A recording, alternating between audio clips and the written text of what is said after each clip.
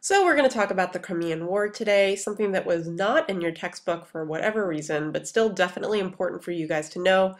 You're going to see that to a certain extent it's important because it shows us how that concert of Europe, left over from the end of the Napoleonic era, is kind of falling apart because you see different countries in Western Europe fighting against Russia.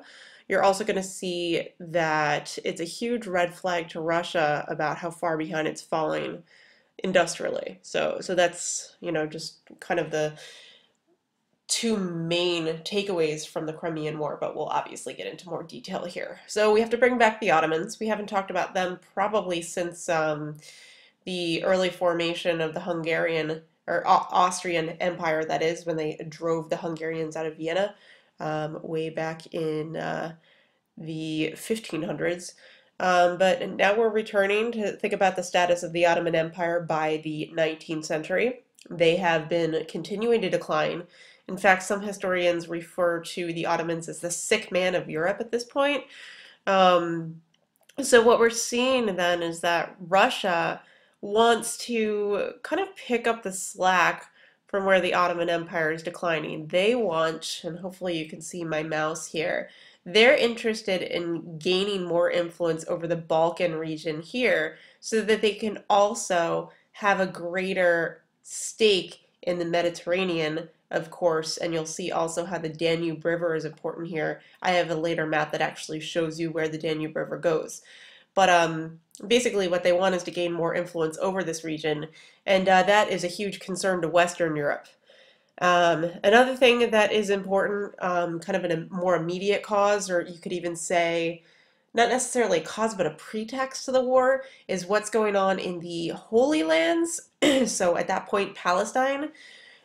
So you can tell by this map that at this point in history, they are controlled by the Ottomans. But there are, the Ottomans, religious-wise, hopefully we remember that they are Muslim. But there are other religions that exist in the Holy Lands.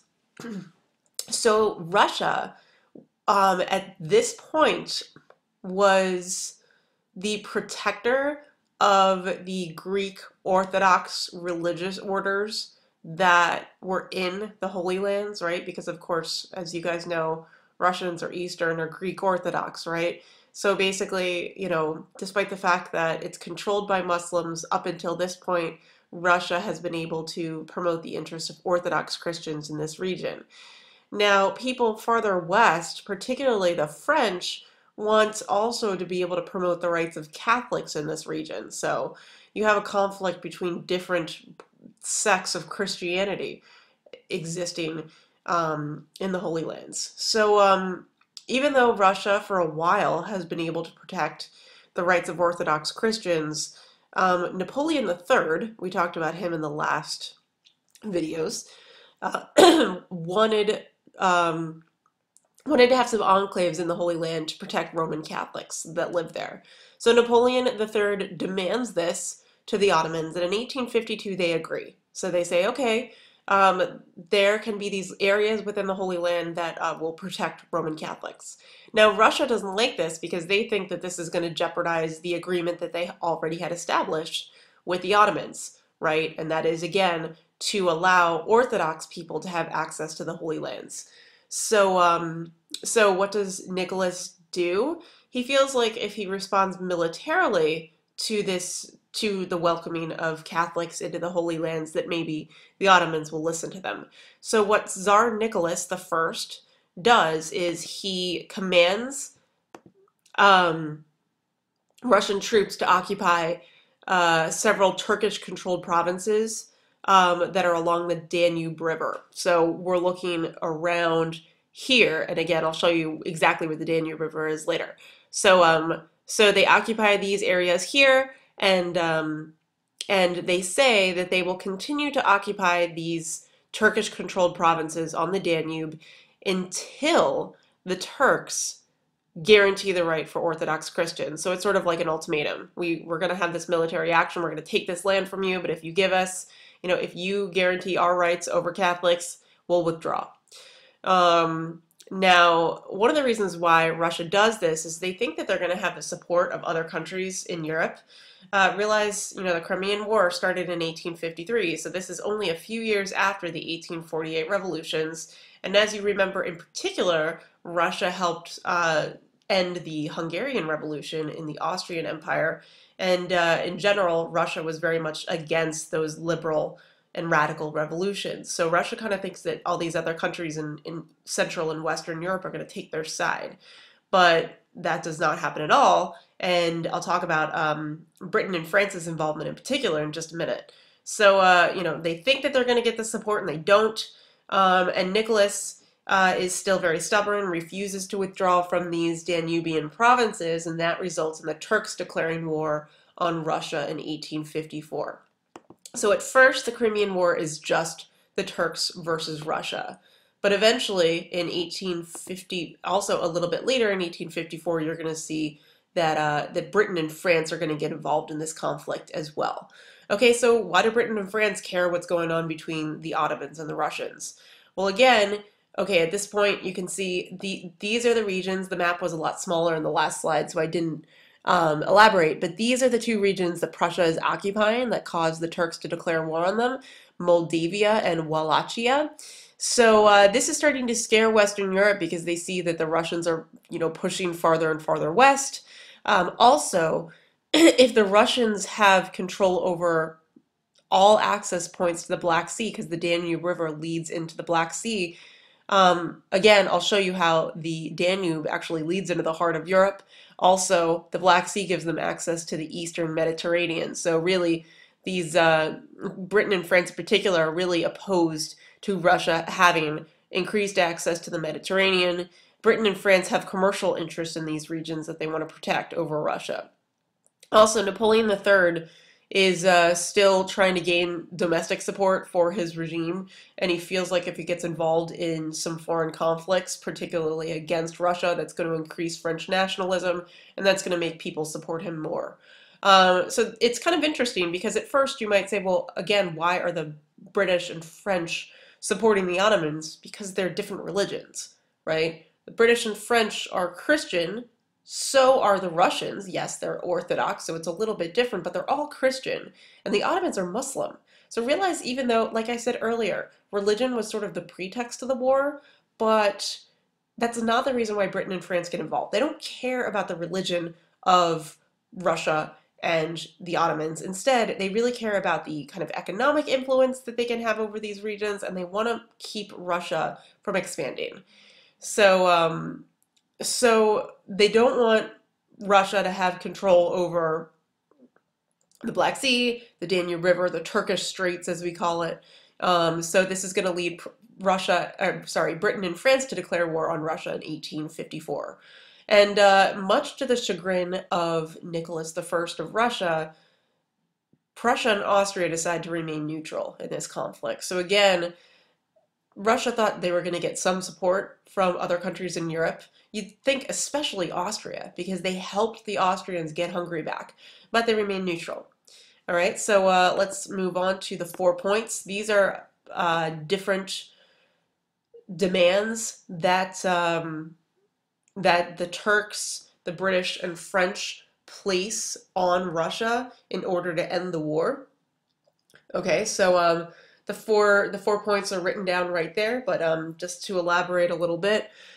First, they want to get Russia to renounce the claims to the occupied principalities on the Danube River, so that would be Moldavia and Wallachia. They basically, the whole thing that started the war, Russia occupying these territories, they want them to give them back.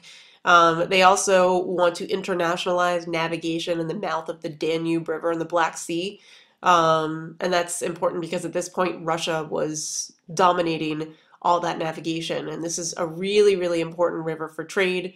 It really connects east to west. So it's really significant for Britain and France to continue to allow their countries to access it. Also, Russia was to abandon any claim granting it the right to interfere in Ottoman affairs on behalf of the Christians. So it basically gets rid of that previous agreement that the Russians could protect Eastern Orthodox people that were residing in the Holy Lands. All right. Also, the 4th point is that no warships could be allowed on the Black Sea anymore. Okay, so again, what this is doing is it's keeping Russia from accessing the Mediterranean, um, particularly keeping Russian military ships from accessing the Mediterranean. So another thing that's important is that another country joins along in the conflict in 1855. Piedmont, which is part of what eventually will become Italy, joins against Russia. So now you have yet another country against just one. We'll talk about why Piedmont joins when we discuss Italian unification. Also, Austria never formally joins, but they do like the demands that the 4 points place on Russia. So they basically issue a threat to Russia. They say, if you don't agree to the 4 points, we're also going to join in this war against you. So this puts a ton of pressure on Russia, and eventually this is going to cause Russia to back down, accept the 4 points, and end the war. But there's another reason why Russia decides to accept the 4 points. You might have noticed that this bullet point here says that it's Tsar Alexander that accepts the 4 points. Well, before I was talking about Nicholas. Well, what happened, you might naturally guess, is that Nicholas dies in the middle of the conflict, and his heir, Alexander I, was opposed to continuing this conflict. So that's another major reason why it dies down. Okay, so the actual fighting of the war. Really, individual battles aren't as significant, but we should be familiar with the geography and even more familiar with the outcome. So this map is a little bit stretched out up and down just so that you're aware. You probably kind of can tell. But this is the Crimean Peninsula here, so it's that area of land that sticks out into the Black Sea. So almost all the fighting takes place there. There are a significant number of British and French troops, that about 50,000, that go into the Crimea against Russian forces. And by September 1855, the major victory that leads to the end of this war is the capturing of a port city called Sebastopol. Sebastopol, which you can see here in this little star. Okay, so major battle. Also, the kind of the scene of the end of the war when that city falls to the Allies. Okay, so why do the Allies win so handily against the Russians? A lot of it has to do with technology. So remember, we've already discussed industrialization in Western Europe. This means that the British and French have more developed artillery. They have ironclad warships. They use steamships to make sure that all of their military in the Crimea are well stocked with supplies. Okay, so they have a really easy form of transportation to get a lot of cargo, a lot of equipment back and forth from their home territory to the Crimea. Whereas Russia is still actually using some of the most backward weapons at that period. They're using muskets, which are very inaccurate. Their cavalry is far less advanced. They're still mainly riding on horses.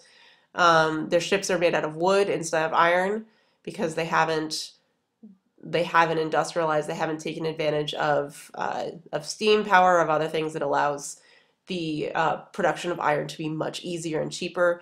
And also, if they don't have much iron, you can also deduce that they don't have a very substantial railway network. So they can't deliver supplies by land or by sea. So it's a major reason why the Russians lose.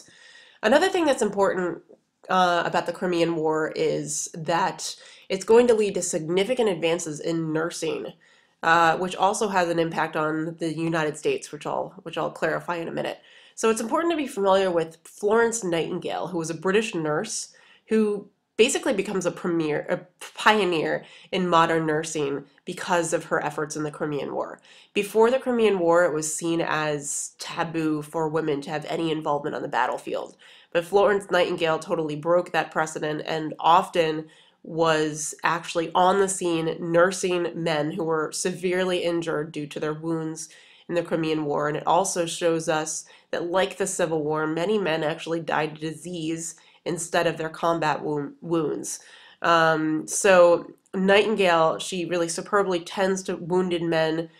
Even though fatalities remain high, the major takeaway of Florence Nightingale's participation in the Crimean War is that later she's going to help professionalize nursing for women. There's going to be a nursing school established in London. And eventually this is going to lead to women's participation in nursing also in the US, and later the founding of the Red Cross.